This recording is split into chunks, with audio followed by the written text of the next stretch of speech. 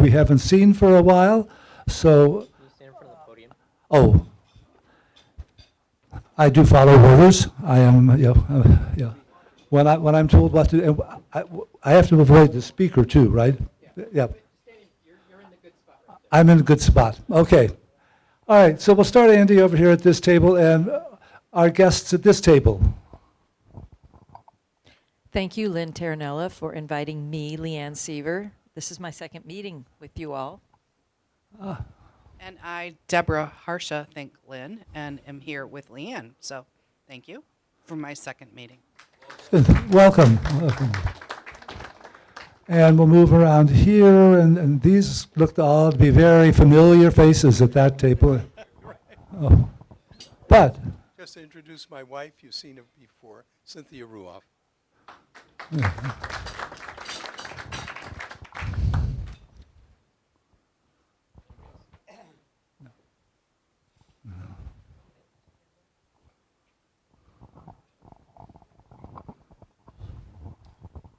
I'm Mike Pritchard, and I've been here before many times, and I've been absent many times because I spend most of the year in Utah now. I'm retired from Western. My guest tonight is my wife, Elaine Engelhardt. Issue of Good Time magazine. The publisher is a good friend of mine, so I do some things from time to time. So I thought, well, I'll just put in a little story about what Torch Club was all about. And I got a call from Denny, and Denny said, "Oh my gosh, I read that article. I've lived in Kalamazoo all my life, and I had no idea this existed." So, Denny, you want to say anything? Sure.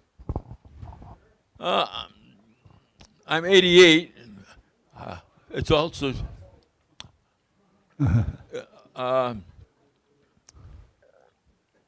native of Kalamazoo. A BS in chemistry from Western. That was in 1952. And then by that time I was 18, 19 years old. Catholic and careless. I had 6 kids. And so after that, then I was a janitor at the Upjohn Company. I could swing a mop like you wouldn't believe. And then after that, after the bachelor's degree, then the Upjohn Company said, "Okay, now you can go into the laboratory and be a research assistant." Okay. Well, the Upjohn Company would pay for more schooling. So I worked at Upjohn's days and went to school nights at Western for a master's degree. And then my boss at Upjohn was Ed Garrett. And he was quite a guy. He left and went to the University of Florida. So you may remember in 1958 when Russia put up Sputnik, scared the U.S. their pants off practically. All of a sudden there was lots of money available for guys like me to go to school. So what happened was Ed Garrett gives me a phone call. He says, "Hey, Weber, you want to come down here and be a doctor?" I says, "Well, yeah, I'll tell you what, Ed. If you can get a house for me, my wife, and my 6 kids, I'll do it." No, I don't think Garrett had anything to do with the Sputnik, but it was the Sputnik that made it possible for me to do it. And I did. And I spent 30 years at the Upjohn Company, drug metabolism, pharmacokinetics, and analytical chemistry. Bronson Hospital was one of the main useful places for testing in humans new drugs. And the story is very complicated, but it's very proud to do so much work with it. And that's all, folks.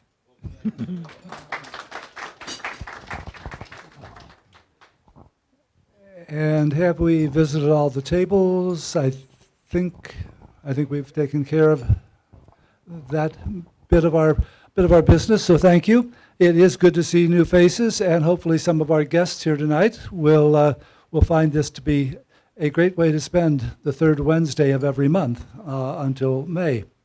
So there are a number of things that the board talked about at our meeting today prior to this dinner, and the first of those is that although we want to thank our twice former, never impeached President Howard Dooley for his years of service. Thank you again, Howard. Howard had actually agreed that he would stay on as the vice president until we got someone suitable. And at the board meeting, one of our new board members, Ken Norris, indicated that he was willing to do so. So the board approved his willingness, but we actually have to have the formal vote. So are there any objections to Ken stepping in? This is Ken. Ken is one of our newer members. So Ken, hearing no objections by now, Ken is our new vice president. And I promised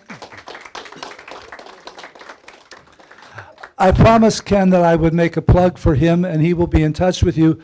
The one task, the major task that the vice president is charged with each year is to work up the next year's schedule, that little yellow flyer that is on your table. You should help Ken out. If you have not been a speaker in several years, please contact him. If you have come across a new topic that interests you and you would like to tell us about it, contact Ken. You will receive emails. We will twist your arms. We will do what is necessary, but we will have a program next year, and Ken is responsible for pulling that together. Just a quick update. Our new treasurer, elected back in May, was Dave Omart, and Dave is taking over from Joe, who also, well, we won't count how long Joe was the treasurer, but Dave has taken over from Joe, and he is really pushing for pay your dues in one installment in September or two installments, one in September, one in October. Dues this year, of course, we did raise. We had to because of the cost of meals, $300 a year or $150 in two installments. We really would like to. It makes everything easier for our treasurer. So I think that covers what we needed to with Dave, right? One more thing. Guests, $33. Please don't make me go around and find out who is a guest and make me beg for the $33. If you bring a guest, bring a checkbook. Come to me. I'll be here all the time. I'm really pleased with how many people have paid their dues this evening. Thank you very much. All right. Good. Yes, I should have mentioned. I'm glad Dave thought to bring that up as well. As I said a few moments ago, we have been, the Park Club has been very busy, and one of the challenges has been to get our meals to us in a timely fashion. And it would make it a lot easier if people could order beforehand what meal they want. I believe that some distinguished faculty member from the theater department made that suggestion to us so by email recently, and we are looking into that. The board has agreed that we're going to attempt to use a program called Constant Contact, and Jim is going to be sending out a description of this. Constant Contact will keep reminding you to sign, to indicate yay or nay on your attendance, and to choose your menu item beforehand. So that will be not only going into this service, but it will also be linked into the kitchen here. And so they will know the numbers of people coming and the numbers of different entrees that are needed. We will not start this next month, but at the next month's meeting, we are going to tell you when it starts, but we're going to introduce it. We hope that it simplifies both taking attendance and getting and helping the kitchen out. As you all know, the hospitality industry has really struggled with attracting and retaining help in the post-COVID era. Let's see, next. One of our constant issues is we need to increase the membership. Fred Jackson, who is not able to be with us tonight, is working on that. He is our membership committee chair and membership committee. But Fred has been working up, and we are going to be doing two things. we're going to be summarizing. Fred has tried to put together what we all think we need to do to help the Torch Club grow. And among that is we need to not only increase the numbers of our members. We would like to get up to 60 this year. We are probably just under 50. So that means everyone has to take a certain responsibility, to take a challenge upon yourself, to try to recruit someone. We will be distributing in about a month or so a stiff card that Fred has worked up, something that you can carry with you many times, or you could take a photograph and keep it on your phone. But as you're talking to someone who you think might make a member, we ask you to hand that out to them or send that to them. We want our membership to be a little more diverse, whether you're talking, well, whatever demographic marker you want to talk about, we need to diversify. We need younger people. We need not to look like the faculty club.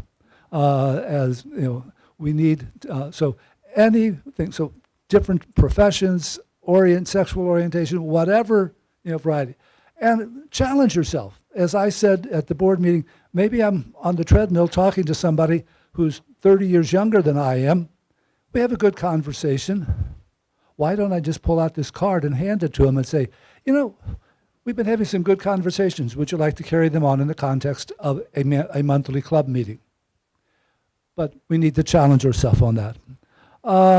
So, yes. Yes.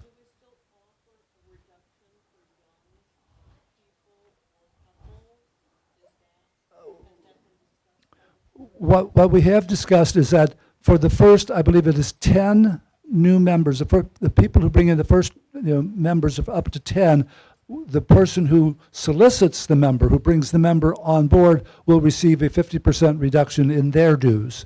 But there's no, per se, any deduction for being young, being old, any. We do have a bit of a foundation fund, not a foundation, but we do have a treasury, and we have talked about the possibility of people who, for whatever their reasons, may not be able to afford our membership, and we would take that up on a case-by-case basis.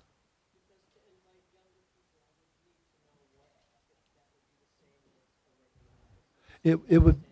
Yeah, it would be a regular membership, but we will consider, as I say, on a case-to-case basis if someone cannot afford the dues for whatever reason. And then one last thing before I turn us over to our program this evening is one of the things that the Constant Contact will allow us to do is to take a survey of different issues. And the board had looked at the program, and on the back of it you will see that the panel discussion for May had been talking about cancel culture, woke culture, and book banning and other things like that. But there was a concern that perhaps that would not be quite the most topical issue that we could have a panel discussion on come May. After all, 2 months before the election in 2020, who knew what was going to happen in January 2021? So there may, and hopefully nothing like that, but hopefully, but it's possible there may be a more, timely, topical subject for that panel discussion. We will be asking on that Constant Contact your suggestions for what topics are. We will be having a little bit of a, ranking of them, a vote, and then in January we will decide on that, and begin to organize that panel discussion. So if you have ideas for what that panel discussion might address in May, keep it in mind. You will have the opportunity on the Constant Contact, reply form that we will be starting later this calendar year in November. Enough of me talking. You probably have come really to hear someone who is interesting. And fortunately, we do in fact have a very interesting speaker this evening. You have heard Brian speak before. He has given us some wonderful lectures on people like John Fetzer, on John Harvey Kellogg, and he is well known to all of us here. He has a new book coming out, The California Days of Ralph Waldo Emerson. Just coincidentally, I'm sure, it's coming out just in time for the holiday shopping season for that hard-to-buy person on your holiday list. Brian, of course, is a professor of comparative studies, comparative religion rather, at Western Michigan University, where he has served since 1996. He has his degree from the University of California, Santa Barbara, and he is going to tell us all about this very interesting 19th century American, Ralph Waldo Emerson. And so I'm ready for dessert. Brian? Thank you, Tom.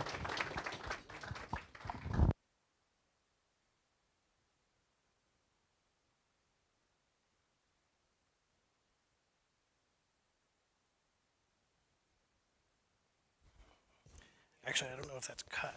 Let's put it in the. That be okay? Is it gonna? Testing 1, 2, 3. Can you hear me? Should it go up? Testing, testing. Oh, that's a little bit better. Okay. So, great to see everybody here tonight. I saw some of you about a week ago at the Ollie class, which I did on the 7 dimensions of religion, which was a blast, because it's always great to have 40 people in the room and they really want to be there. So tonight, yes, I'm going to talk about the California Days of Ralph Waldo Emerson, my new book. Now, the book is actually out and available. I want to talk a little bit about what prompted me to write this, and then some of the highlights from Emerson's trip to California. So how many Emerson fans do we have here? Anybody? Yeah? There we go. Well, I've always been fascinated by Ralph Waldo Emerson. Ever since I started the study of comparative religion, Emerson, of course, is like the premier early philosopher in 19th century America, and his transcendentalism took just a variety of different forms during his lifetime and after. So he's really a fascinating character, and I've had a chance over the years to read his collected works twice, and I can honestly say at this point I understand about 50% of it. So hopefully I'm going to live long enough to actually read it 2 more times so I can, understand it wholly. But he's a difficult thinker. Even though he winds up on these greeting cards and motivational posters and things like that, he has a lot of interesting things to say. And the other thing about it is he lived a fairly long time, and he changed over time. And part of this talk today is to talk about Emerson as an older man. He was 68 years old at this point. Well, the last time I was here, I was talking about John Fetzer, and when I was finishing up that book, I was casting about for, what am I going to do a next project on? And I thought, wouldn't it be fun to do something with Emerson?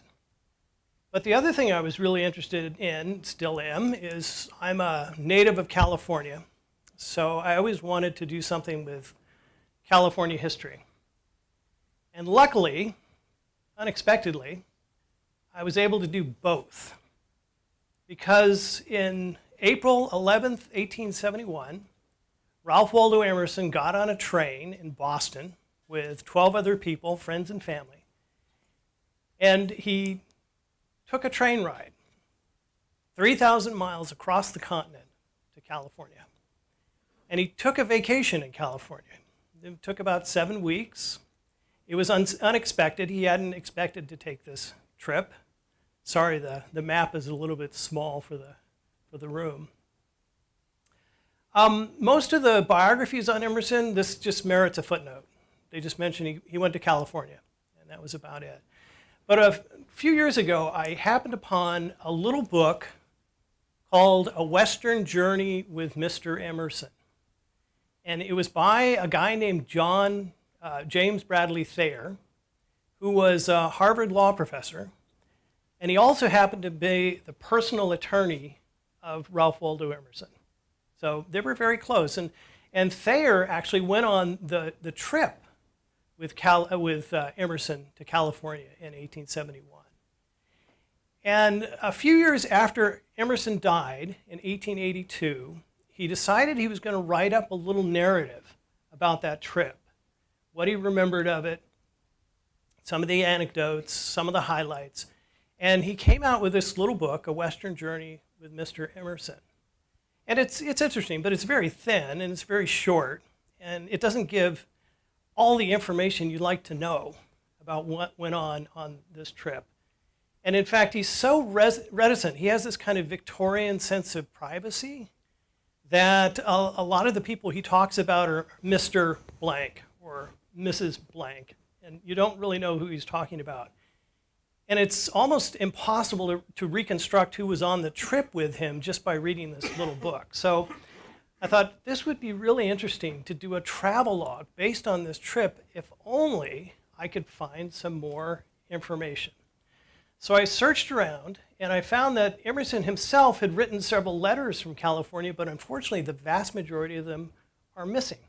So we only have like 2 or 3 of his letters from the trip. And I suspect what happened was he wrote his letters to be passed around and read to friends and family. And they were probably so interesting that somebody decided not to return them. So maybe they're out there. Hopefully they are. But Emerson himself did not actually leave a lot of material about the trip. His daughter Edith, who went on the trip with him, wrote a series of letters which I found. Edith's husband, Will Forbes, also wrote some letters. But then I found in the Harvard Law Library a cache of 32 letters from James Bradley Thayer. And so a couple years ago, I made the trip to the Harvard Law Library. I sat down, I photographed all the letters, and I read through them, which was a real trick because he has atrocious handwriting. And he also had this 19th century habit of what they call crossing your lines. So they would write this way down the page, and they would turn it 90 degrees and write down the page. And the whole point of that was to save postage and to save paper. And his wife, who these letters were addressed to, her name was Sophia, must have been adept at both reading his handwriting and reading cross lines. So I made a transcript of these things and read through them. And it formed quite an interesting record with far more information and details about the trip that ever made it into his little 1884 book. So I thought, okay, this is possible. I can actually, with the information I have and the secondary sources, I could probably do something that's pretty interesting in terms of a kind of travel log. Now, what was the context of the trip? Like I said, it was unexpected. In 1870, Ralph Waldo Emerson was invited to go to Harvard and teach a class. Now, ever since he had given his divinity school address decades before, he had been persona non grata at Harvard. But finally, they invited him back and said, why don't you offer a course? So he said, okay, what I want to do is a course that covers essentially kind of the history of consciousness. And he called it The Natural History of the Intellect.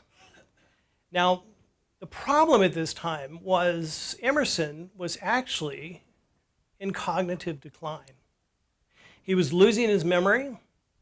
He found it more and more difficult to write and write coherently. And Emerson's essays, even at the best of time, are never a kind of straight line. So he said, I'm going to offer this class. It's going to be kind of the capstone of my career. It's going to sum everything I know about the history of consciousness. He gave it in 1870, and it was a complete and utter disaster. Yeah, I mean, he almost didn't make it through the course. However, for whatever reason, they invited him back the next year and said, wouldn't you like to do it again? And Emerson, being Emerson, said, sure, let's do it. It's got to be better the second time around. So he goes, he starts to teach the course, and about halfway through it, it's pretty clear he's completely coming apart. Yeah, I mean, his students notice this, that it's not working. He's not making sense. He's going to have a nervous breakdown if he continues doing this. So his friends and family said to themselves, well, okay, we really got to get him out of the classroom and out of Boston so he can recuperate. Now, luckily, Emerson had a very good friend named John Murray Forbes. And he's one of the ancestors of the people who put out the Forbes magazine to this day. He's the part of that Forbes family. And he was basically the basis for that fortune, because John Murray Forbes was that's Fetzer. He was a railroad magnate, and he had made millions of dollars in railroad expansion. He was so rich, he owned his own private island off of Massachusetts called Nashua. Now, what's the connection with Emerson? Well, John Murray Forbes' son, William Forbes, was a Civil War hero, but he was also the boyfriend of Edith Emerson. They got married, and the families became very close. So Emerson's daughter marries Will. The family becomes very close. Emerson and his wife and family vacation on Nashua for several years. So Forbes knew Emerson quite well.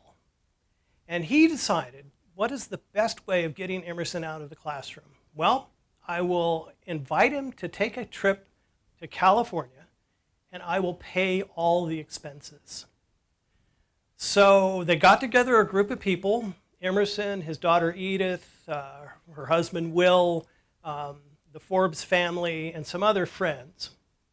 And they piled aboard a Pullman Palace car. And this is something that John Murray Forbes essentially leased for the duration of the trip. And the Pullman Palace car was the latest in kind of railroad technology. It could easily accommodate 14 people. It had a full staff. It had its own dedicated conductor. It had a staff of 3 people, 3 men, who cooked and cleaned and did everything you needed on the trip. The car itself, and here's the interior of the Huron. Unfortunately, you probably can't see that too well in the back, but it was an engineering marvel. So it had everything you needed in a kind of hotel room. So it had a little kitchen, a little galley. It had a larder. It had a washroom and a toilet. And it also, during the day, had seating for 14, and then at night, everything basically folded into a bed. And in fact, these panels up here would fold down into berths. So you didn't have to, stay at a hotel or go anywhere. You could just simply stay on the railroad car, the Pullman Palace car, on this kind of luxurious trip. And Forbes spared no expense when it came to the food and drink. So there were, fresh oysters. There was cases of champagne, wine, cigars, anything anybody wanted on this trip. And so Emerson loved it. He was in his element. Now, they get on the train in Boston. They stop in Chicago, where they actually meet Mr. Pullman himself, who tells them all about the beauties of his palace car. They stop at a few other places along the way and pick up a few more people in their party. And then, I should mention that what's so remarkable about this trip is that the Transcontinental Railroad to California had only actually been completed in 1869. So this was only 3 years after that completion. But even by this point, there was a developing kind of burgeoning tourist industry. And in fact, what you could find are all sorts of tour guides keyed to the Transcontinental Railroad. And these tour guides, if you read them, they were just a fascinating kind of font of information about the train trip. And they talked about, the geographical locations, the distances, the heights of mountains, practical things like how much should you tip your porter, what should you expect if you stopped at a hotel at a certain place. So these things are absolutely fascinating. And this is only 3 years, again, after the opening of the Transcontinental Railroad. So for me, writing the travelogue, these things were incredibly valuable because they provided the kind of nitty-gritty day-to-day experience of what people would experience on the train going across country. Even when they got to California, there was already a tourist guide specifically for California. which again, there were very few tourists at this point, but they were really gearing up for the tourist trade very early on. And probably the Bancroft's Guide is one of the guides that Emerson used because in his library in Concord, it still exists. A copy of this guide still exists. So they hop on the train, they go to Chicago and a few other places. Now, one of the places that the tour guide said you absolutely had to stop at on the trip was Salt Lake City. Because, of course, this is the home of the Church of Jesus Christ of Latter-day Saints, Mormons, who are practicing polygamy.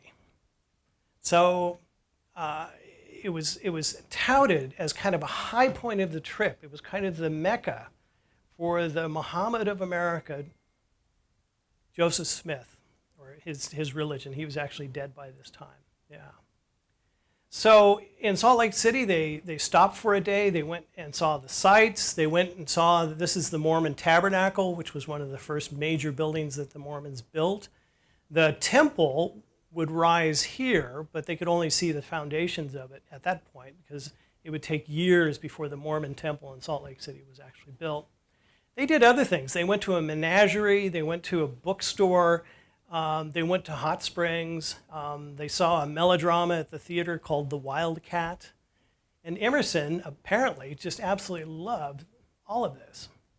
Now, one of the other things that the guidebooks actually recommended was go to something called the Beehive House, which is the kind of church administrative headquarters in Salt Lake City. Knock on the door and ask to talk to Brigham Young.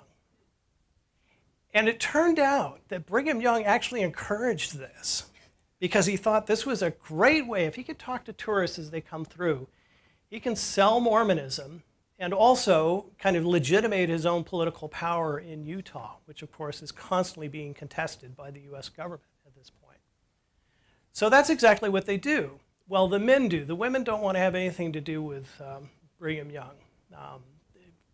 They just are put off by the whole thing.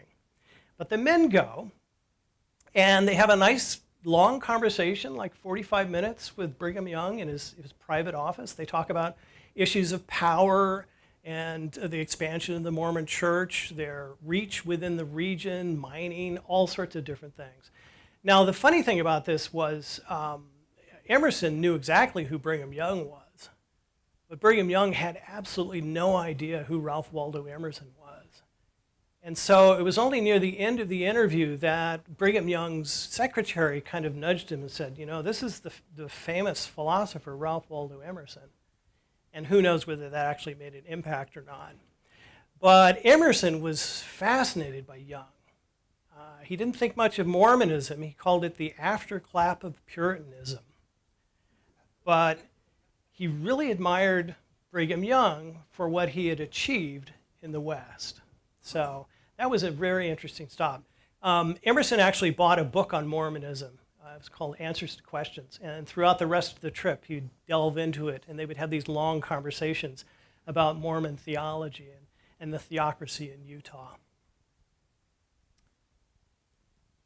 So 4 days later, they crossed the Great Basin and over the Sierra Nevadas and down to Oakland. And the train actually didn't go all the way to San Francisco. You'd have to take a ferry from Oakland to San Francisco, which is what they did. And what they found was very surprising for Emerson, at least. He didn't expect to find such a cosmopolitan, developed city in the West. So he was kind of blown away by what he found. And San Francisco in 1871 was kind of emerging from a very kind of turbulent period of lawlessness and violence and just kind of general disorder. But by this point, things had settled down quite a bit. And in fact, the whole city was kind of gearing up for tourism. Yeah. And so they stayed at one of the fanciest hotels in town, the Occidental Hotel, a quiet, centrally located house where civility and attention are its principal characteristics. Yeah. And this was, again, another very luxurious place, and it was, of course, paid for completely by John Murray Forbes. Now, unfortunately for Emerson, it was very hard for Emerson to travel any place without it being known that Ralph Waldo Emerson was in town. And so very quickly, like the day after they arrived, the local Unitarian minister, a guy named Horatio Stebbins, shows up. He happens to actually know Emerson from the East and says, "You're here, you must give us a lecture." And Emerson, being Emerson, says, "Of course, yeah." And I think his daughter Edith was appalled. It was like, no, this is a vacation. However, Emerson's older daughter Ellen knew that this was going to happen, so she made absolutely sure she packed a few manuscripts in his luggage. So when inevitably somebody asked him to lecture, he could pull these things out. He wouldn't have to extemporize. He could actually read something. And so Emerson said yes, and he gave a lecture called Immortality at the Unitarian Church. It was actually a great success. The place was packed to overflowing. I mean, people really wanted to see the great Ralph Waldo Emerson. So successful, unfortunately, for Emerson, he was dragooned into more lectures. Now, he got paid for this, and he was really pleased by this fact because he was kind of embarrassed that all the bills were being picked up by John Murray Forbes, but they were going to pay him for this, a couple $100 for these lectures. And they were advertised widely in the newspapers. There were 4 or 5 different daily newspapers in San Francisco at the time, if not more. And so each one carried advertisements for his lectures. And so he actually gave 5 lectures in San Francisco, and he also got dragged into giving a lecture in Oakland. Oakland said, you can't come to San Francisco without coming and talking to us as well. So he did that. And he seems to have had a good time, although over the lectures, the number of people in the audience declined. And Horatio Stebbins said, well, probably what's going on is most people came just to see this famous person, and it was difficult to actually follow Emerson's lectures. I mean, they're as abstract as his essays. Stebbins actually said he thought his parishioners would become tired in their sockets by flying after him. And that's probably what happened. So by the last lecture, only kind of the diehards were there, but it didn't matter. Emerson enjoyed the kind of acclamation. Now, of course, the whole point of this trip was a vacation, have fun. And one of the first things that Emerson and his group did is they hopped on a carriage and went out to the Pacific Ocean, and this is the Cliff House, the ancient Cliff House. It went through many, many different iterations over the years, and there's still a Cliff House there. Unfortunately, it's closed, although there is a museum that either the state parks or the national parks on the history of the Cliff House, which is open there. Now, the main attraction to this, of course, is you get to see the Pacific Ocean, which Emerson really wanted to do. You could also, on a good day, see the Farallon Islands way out there. But, of course, the major thing was Seal Rock. And this was a place that was just crawling with seals, which Emerson found fascinating. He actually sat down and wrote a very charming letter to his grandson, all about the Seals Rock. And it's one of those letters that actually survives. And he tells his grandson, don't worry, they're now a protected species, and when you get out here, you'll still be able to see them. And that's actually true. I mean, the state of California had passed laws against the killing of seals on the coast, or at least in specific areas. They also made a trip to Mission Dolores, which of course is one of the chains of missions in California. This mission, the building still stands. The interesting thing about this is there was a decided kind of mission revival that led to the renovation of the missions in California, but that only occurred decades after Emerson got there. So the building he saw was pretty ramshackle at this point because the missions had been secularized and decommissioned essentially in the 1830s. And yet he really loved the kind of folk architecture and especially the paintings and the interior decorations of Mission Dolores. Now, one of the high points of the trip, and again, at least for the men, the women weren't allowed to come on this trip. It was to Chinatown. Chinatown was considered too dangerous for the women. Typically what tourists would do is they would hire the house detective to act as a guide and a bodyguard to Chinatown. And house detectives made a tidy little sum in tips by doing this. And so they had a kind of set itinerary, and they would take people around. And so one of the places they went was a Chinese theater, and they sat through about an hour of performances at the Chinese theater. They couldn't make head nor tails of a lot of it, but they found it pretty fascinating. They went and had a meal at a Chinese restaurant. They took a tour through a subterranean opium den. And it's really interesting because Emerson's wife, Lydian, was actually an opium addict. She was a laudanum addict. Yeah. And so he had a great deal of sympathy for what was going on in this very kind of degraded environment. And then finally, the last stop on the tour was to a Chinese bordello.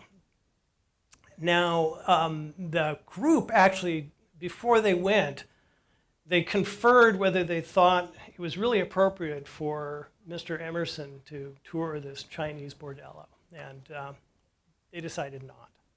So they passed that by.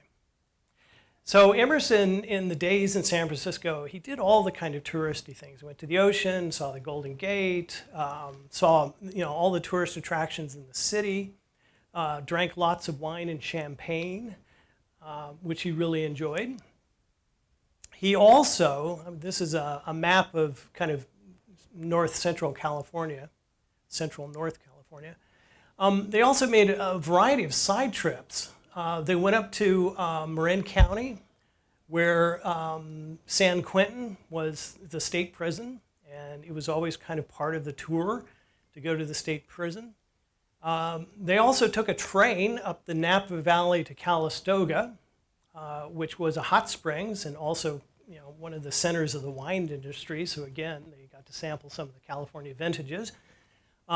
Emerson thought they were great, and he assumed they were great because unlike wine in the East, which was expensive, it was never diluted. So he got the pure stuff. Some of his party, Emerson didn't, but they went over the hill to Geyserville, which was, at the time, the most accessible geyser field in the United States until Yellowstone Park was developed for tourism. This was the largest and best known geyser field in the United States. And it must have been spectacular. Unfortunately, today it's been tapped for hydropower, for thermal power. So it's completely gone.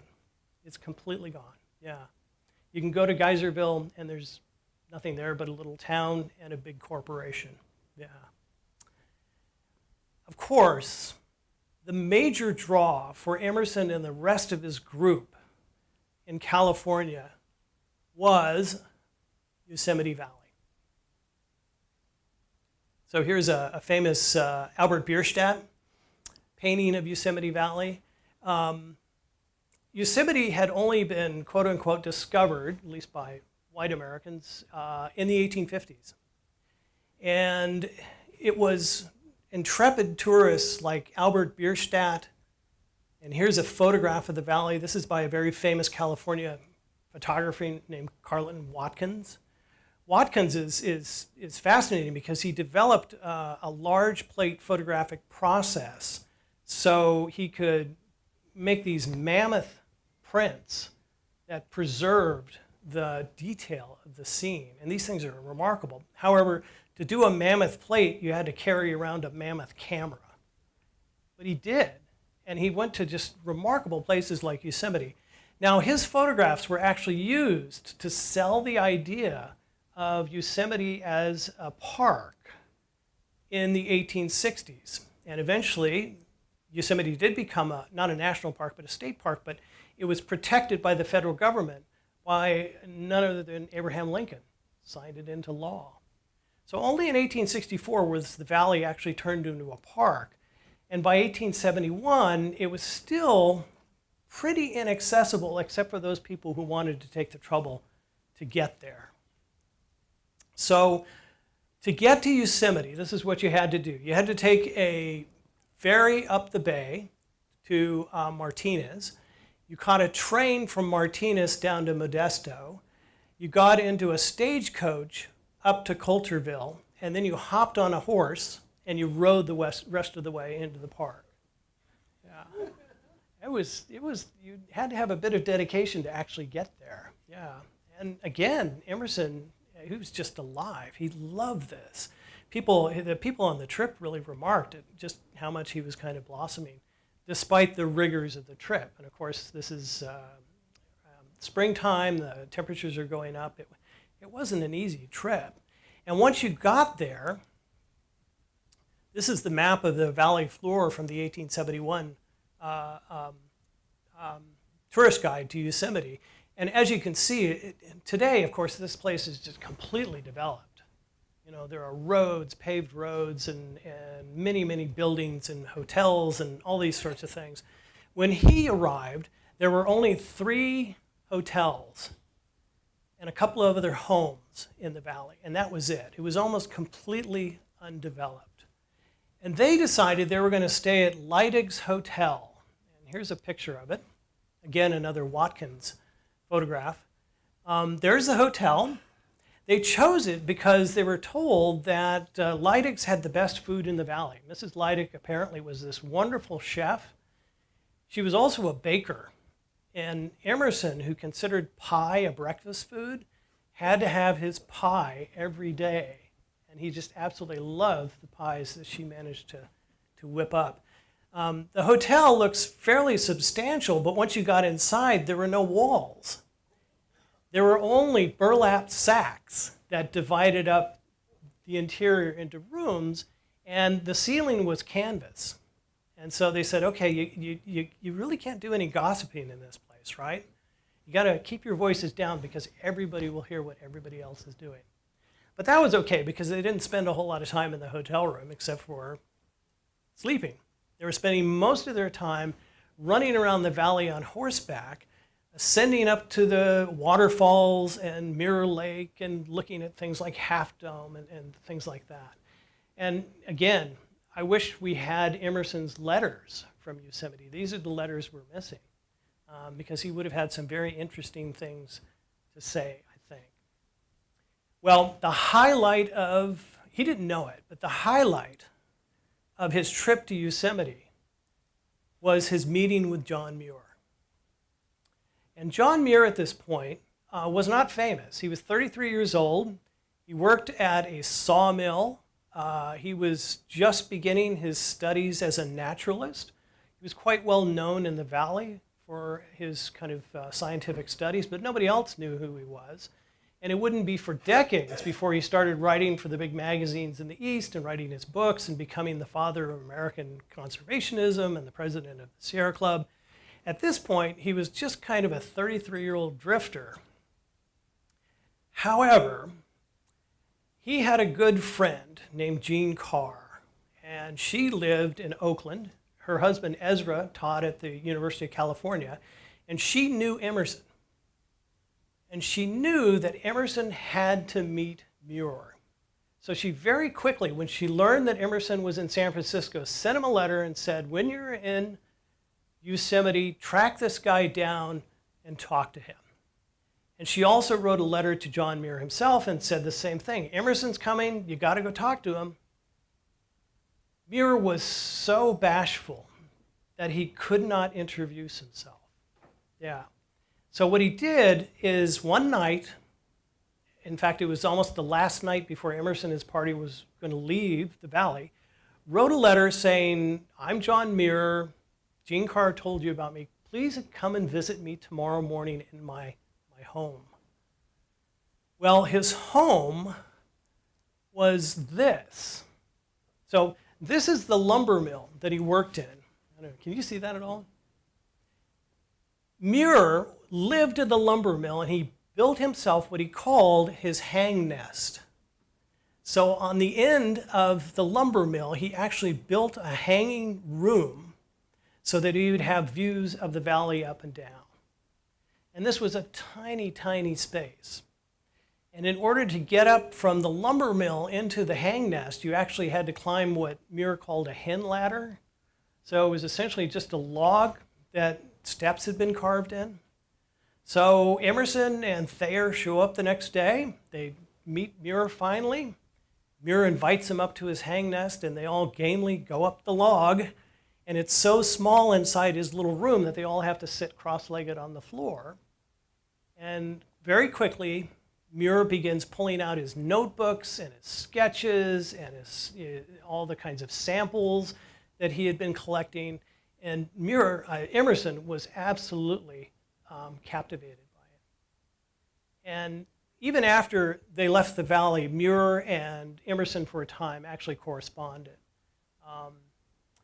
Muir constantly tried to talk Emerson into coming back to the valley.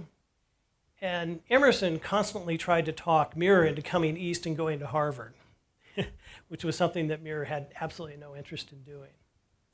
So they became, in this short period, very kind of fast friends. And Emerson said, okay, tomorrow we're going to go to the Mariposa Grove of Big Trees. So a grove of giant sequoias on the edge of the park. Won't you come with us? And Muir said, yes, I will, only if you promise that you will camp out with me in the middle of the grove. And Emerson, of course, said yes. Sure, I'll do that. So they go, they tramp onto the Mariposa Big Trees. And once they get there, Emerson's group quickly books hotel rooms, and Muir is completely incensed that Emerson will not camp out with him in the grove. And he goes off on this kind of screed, this is kind of effete transcendentalism. This guy doesn't want to sleep out with me, under the stars in the big trees. And that became a kind of story that Muir would tell over and over and over again. It was one of the first stories he told Theodore Roosevelt when he met him, that Emerson, this great man, nevertheless wouldn't sleep out under the stars with me. However, Muir had a great deal of affection for Emerson and saw this meeting as one of the turning points in his life. Yeah.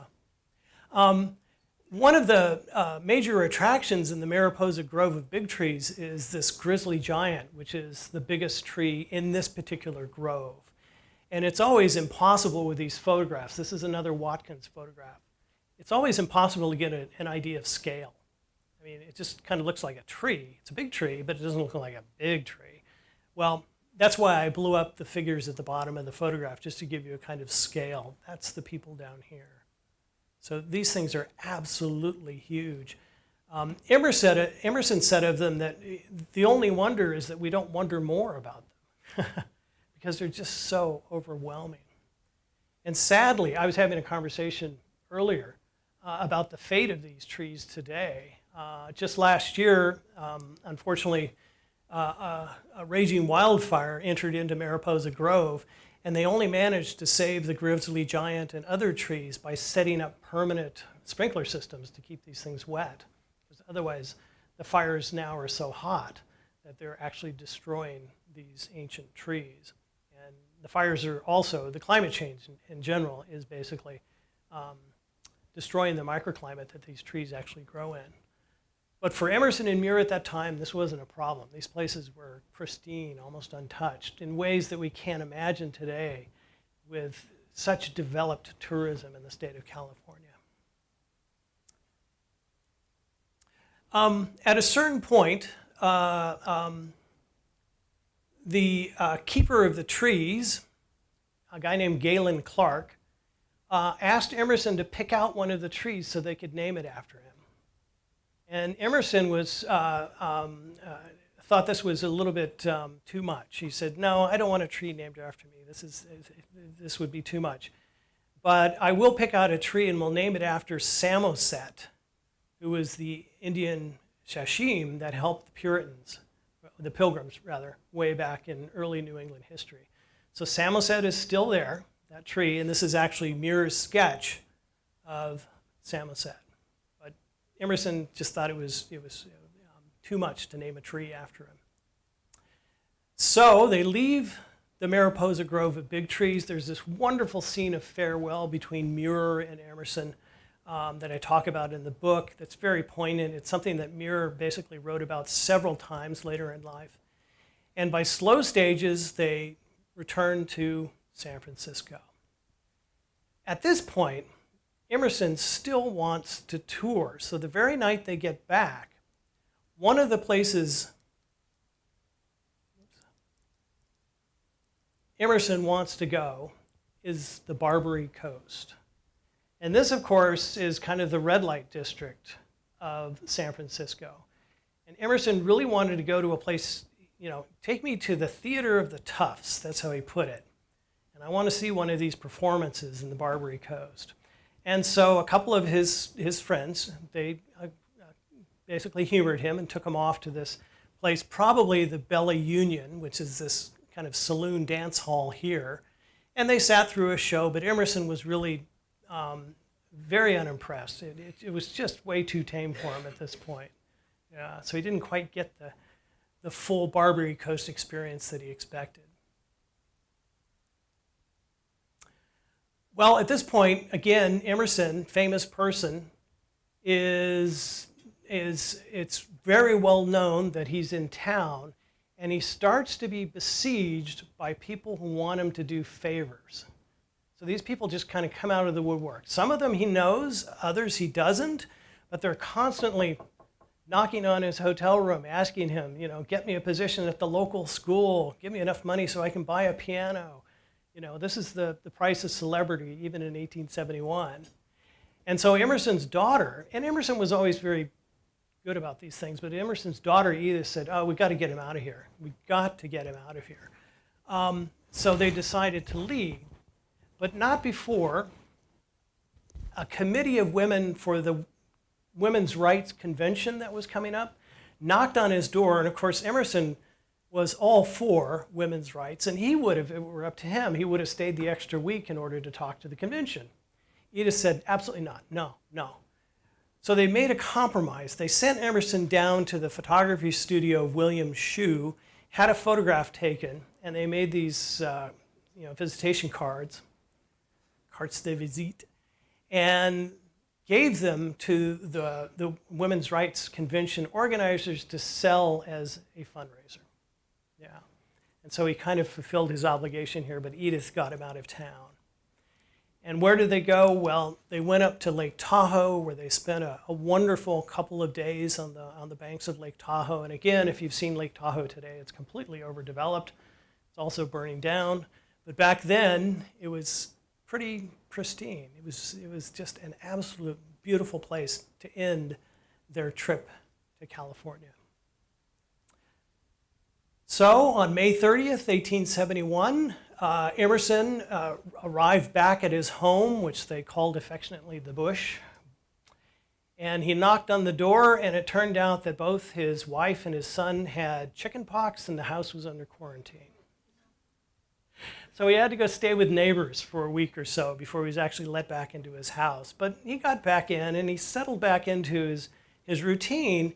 And people who knew him said that the California trip really kind of energized him. And he would love talking about his California experiences to his friends and family.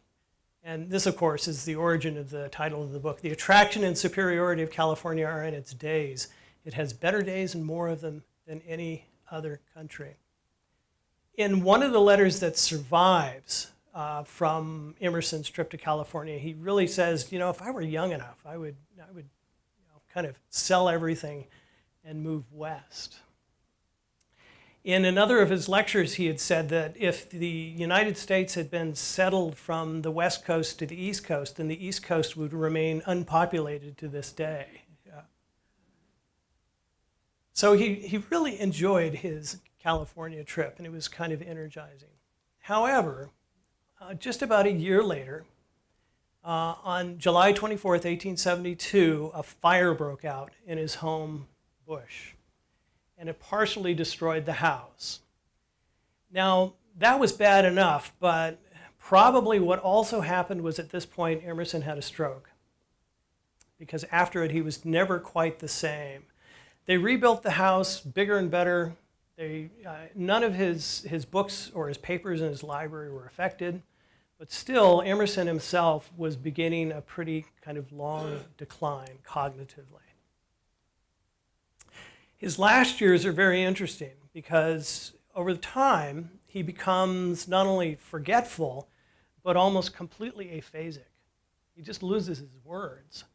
And for somebody who was so, words were his life, this must have been just absolute torture for him.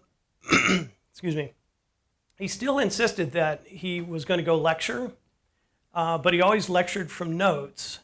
And unfortunately, over time, this became a problem because he would wind up reading the same page 2 or 3 times, in a row.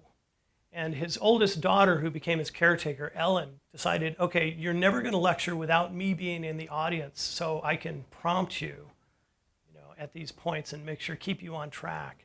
So he did this for 5, 6 years, and then finally it just became impossible for him to even lecture from notes. He did have the consolation of family. This is John Murray Forbes on the right, and Emerson, of course, and that's one of their grandkids from Edith and Will. So he enjoyed his family. He still enjoyed traveling, but it became increasingly difficult for him. And then finally, at the end, he went out for a walk and got lost, and it rained, and he got soaked, and he came down with pneumonia, and he wound up in bed. And he was on his deathbed, and he kind of emerged from his aphasia, and he said something like, if I had known it was going to be like this, I would have fallen down the cellar stairs. And then a couple of days, he dies. Yeah. And that, of course, is the occasion again for Thayer's book. Well, the story of his California trip doesn't quite end there, because in 1903, which was the 100th anniversary of his birth, the people in California, at least the literary types, hadn't forgotten his trip. So they got together and they marched up to the giant redwoods in Marin County, which by this time was called, ironically enough, Muir Woods, after John Muir. They picked out a tree and they tacked Emerson's name to it. So even though he didn't want a big tree named after him, the Californians made absolutely sure he got it. Thanks for listening. Hey, David.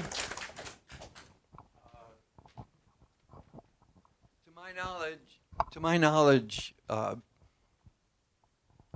Henry David Thoreau, being a great friend of Emerson's, and probably the best naturalist that Emerson would have known.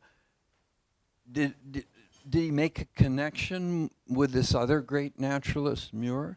Yes, because one of the incentives, supposedly, we have some evidence for this, to get Muir to come back to Massachusetts and go to Harvard was that Emerson would allow him to edit the papers of Thoreau.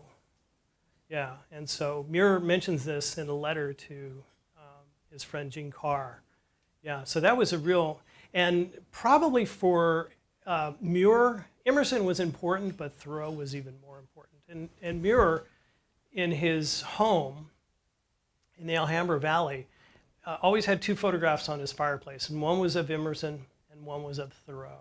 So yeah. Tom.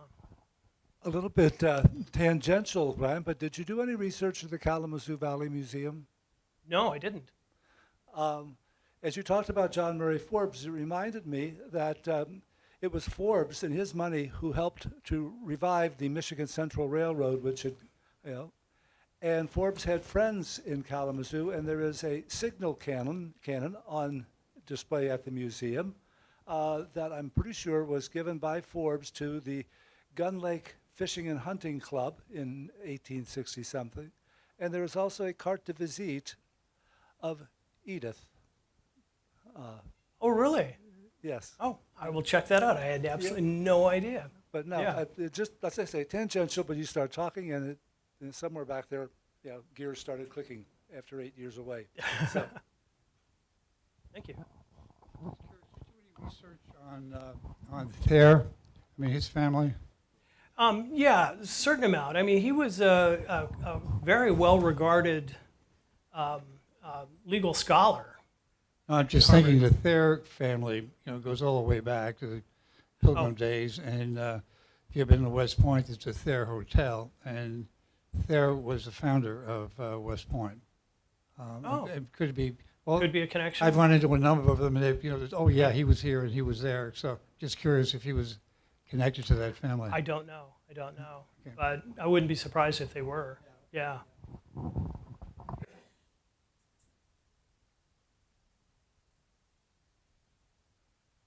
Okay. Well, can I do a little plug? So the book is out, and just today the audio book came out. And for 2 days, they're offering it on Amazon and Audible for the fabulously low price of $6. So if you're interested, you can download the audiobook for it. So there's my shameless plug. Thank you for putting up with that. Are you the narrator? No, they got a wonderful voice actor from New York who does a fantastic job. It's male. Yeah, yeah.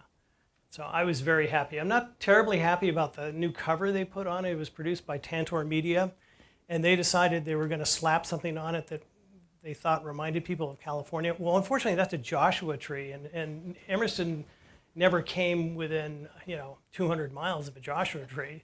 But anyway, so.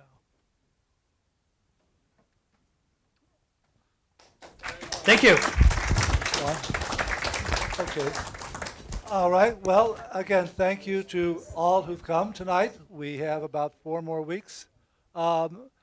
Jim, you're saying don't forget to take your name, leave your name tag here so that we know who you are next month, and you know who you are. And October 19th, our next program, Susan Toms will be doing a program on eye problems, issues facing the handful of us in here who are aging. So, so thank you again. And thanks, Brian.